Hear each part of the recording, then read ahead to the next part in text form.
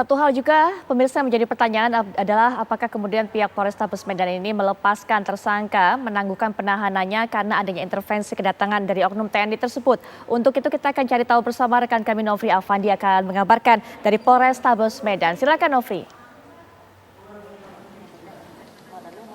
Ya Putri dan pemirsa, saat ini saya mengabarkan tepat di depan gedung Satreskrim Polrestabes Medan yang pada Sabtu 5 Agustus kemarin didatangi puluhan anggota TNI berseragam dinas dan berpakaian sipil. Puluhan anggota TNI ini tiba di Satreskrim Polrestabes Medan sekitar pukul 2 siang dengan dipimpin oleh Mayor Dedi Hasibuan yang merupakan penasehat hukum dari Kesatuan Kumdam 1 Bukit Barisan. Diketahui bahwa Mayor Dedi Hasibuan bersama puluhan anggota TNI ini tiba untuk bersilaturahmi untuk bertemu dengan Kasat Reskrim Polrestabes Medan Kompol Tengku Fatir. Seperti yang kita ketahui bersama bahwa terjadi pertemuan antara Mayor Dedi Hasibuan dengan Kompol Tengku Fatir di ruang unit Pidum Satreskrim Polrestabes Medan dan sempat terjadi perdebatan antara keduanya. Di mana perdebatan ini terjadi diakibatkan karena Mayor Dedi Hasibuan meminta penangguhan penahanan terhadap seorang tersangka berinisial ARH yang terjerat kasus pemalsuan surat tanah. Dikatakan bahwa ARH ini ditahan oleh pihak kepolisian pada 29 Juli 2023 lalu, kemudian dibebaskan ataupun ditangguhkan penahanannya pada tanggal 5 Agustus 2023 sekitar pukul 7 malam. Dan penangguhan ini disampaikan oleh pihak kepolisian sampai nanti masuk ke tahap kedua kejaksaan ataupun tahap penyerahan tersangka dan barang bukti.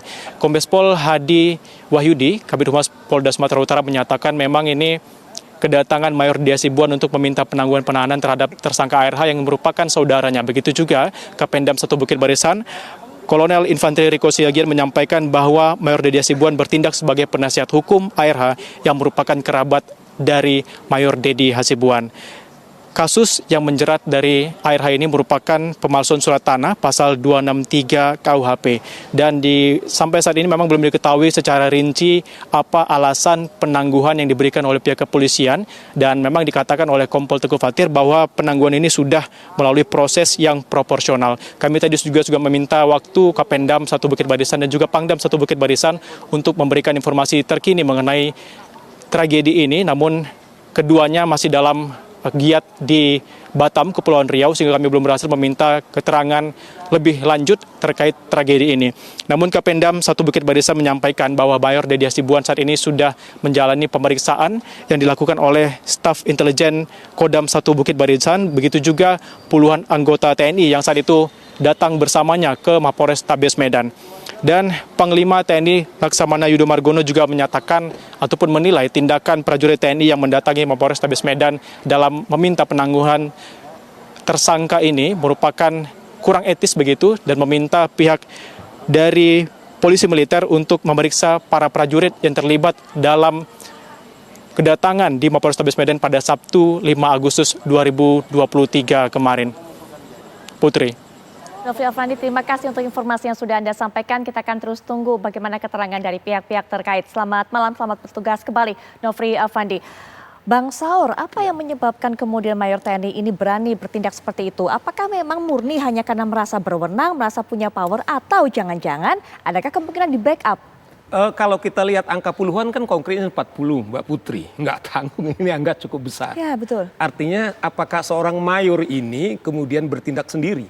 Nah, kalau kita lihat ini kan TNI sedang mendalami. Ya, betul. Nah, beberapa waktu yang lalu kan minggu lalu tepatnya kan Menko Polhukam sedang membongkar mafia tanah khususnya di PTP 2. Nah, pertanyaan saya, apakah ini bagian daripada soal backingan daripada mafia tanah? Ini yang saya baca tadi Menko Polhukam sedang mendalami. Kalau ini, menurut saya ini bukan sesuatu tindakan yang biasa-biasa. Saya yakin ini juga atasannya juga kemungkinan ikut terlibat. Tapi saya yakin betul bahwa Pangdam, karena saya kenal beliau, orangnya baik, taat hukum, yaitu Mayor Jenderal Muhammad Hasan. Tetapi menurut saya ini harus diusut tuntas, jangan sampai mafia tanah atau mafia apapun kemudian di backing aparat. Ini kan kita ingat kemarin kejadian AKBP Khairuddin Hasibuan Sama karena faktor keluarga.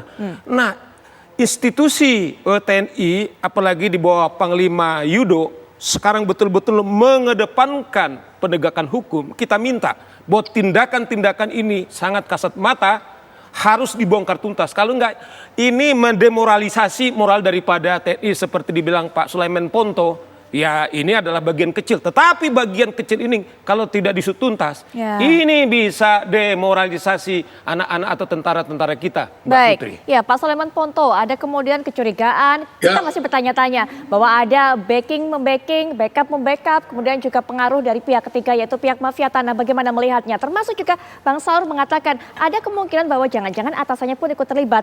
Pak Sulaiman. Semua kemungkinan itu ada. Jadi mari kita lihat aja. Makanya diserahkan kepada intelijen kan. Jadi intelijen melihat semua kemungkinan yang dikatakan Pak Saur itu pasti akan dijadikan merupakan satu pintu masuk untuk meneliti lebih dalam, mencari apakah benar yang disampaikan Pak Saur itu pasti akan dicari oleh intelijen. Itulah sebabnya tidak langsung ke POM, tapi ke intelijen terlebih dahulu. Karena di intelijen lah dia akan mencari sebanyak-banyaknya apa latar belakang dari situ. Dari situ baru diserahkan ke POM. POM nanti yang akan menyusun pasal berapa yang dilanggar. Atau dari intelijen itu ke komandan atasannya terlebih dahulu, baru dia akan turun ke POM. Tapi apa yang disampaikan Pak Saur, kemungkinan semua itu ada, sehingga pekerjaan intelijen untuk membongkar semua yang ada di belakang itu pasti dibongkar. Saya yakin semangat TNI sekarang sedang membersihkan dirinya dari hal-hal yang tidak terpuji seperti yang dilakukan oleh sang mayor ini. Baik, semangatnya adalah membongkar, tapi kemudian betulkah akan dibawa kepada masyarakat ataupun juga akan ada keterbukaan fakta-fakta mengenai ini kepada masyarakat? Itu juga jadi pertanyaan masyarakat, Pak Sulaiman. Oh ya, sekarang semua terang dan jelas. Silakan diikutin aja, coba dilihat nanti. Kalau ada yang melihat, ada yang mengikutin, silakan boleh diikuti hasil dari mayor ini seperti apa. Itu bisa, ditanya aja nanti di POM dan sana seperti apa, itu bisa. Saya kira itu akan terbuka, tidak akan tertutup itu. Baik, Pak Sulaiman, satu lagi, apakah ini membuktikan bahwa tidak ada hubungan yang harmonis jangan-jangan antara TNI dengan Polri saat ini? Oh tidak, itu harmonis sekali. Itu kan hanya orang segelintir orang pribadi aja itu yang membuat rusak seperti itu. Saya kira kalau hubungannya baik, itu tidak akan seperti itu. Baik. Tapi karena ini dia terpengaruh oleh situasi yang tidak baik, jadinya seperti itu. Baik. Kalau dengan polisi kan pekerjaan saya dari dulu kan saya berhadapan dengan orang-orang seperti ini. Tapi kalau kita koordinasi baik, orangnya baik, itu juga akan baik. Tapi kalau sudah seperti ini, sudah pasti itu hal yang tidak baik itu. Baik, singkat saja mungkin, Mas Saur penutup. Saya juga berikan catatan kepada kawan-kawan penyidik, Mbak Putri. Ketika kemudian kawan-kawan tentara datang menyeruduk, tidak berapa lama kan ditangguhkan. Kita juga tidak butuh polisi yang sayur seperti ini. Tidak ada alasan apapun demi perintah undang-undang bahwa kemudian Anda menyerah kalau memang dia cukup bukti dan itu hak subjektif daripada penyidik untuk menahan. Anda harus tahan, tidak boleh juga polisi yang model sayur begitu kemudian karena tekanan kemudian melepaskan, karena itu tidak baik juga, Mbak Putri. Kedua, yang terakhir Mbak Putri, seperti Pak Sulaiman bilang, TNI itu dan Polri solid. Tetapi kita tidak mau kasus-kasus pidana begini kemudian ditutup dengan alasan seperti tadi Kapendam sama Kadif Humas kami solid. Enggak, dalam proses hukum ini namanya kesulitan. Kita supremasi hukum, siapa yang bersalah ya tindak, tidak alasan kemudian karena kami solid kemudian ditutupi, Mbak Putri. Baik, Bang Saur, terima kasih memberikan keterangan dan juga pandangan dalam hal ini. Kemudian juga Pak Sulaiman Ponto yang pasti juga banyak sekali ini yang harus diselidiki oleh tim yang menjadi investigasi dalam kasus ini, termasuk yang pertama bagaimana bisa kemudian anggota TNI menjadi kuasa hukum dari sipil, itu dia menjadi dasarnya. Bang Saur, terima kasih sekali lagi. Pak Sulaiman, terima kasih. Kita akan nanti kembali dengan rangkaian kabar-kabar menarik lainnya saat lagi. Pak Ponto. Ya, sore.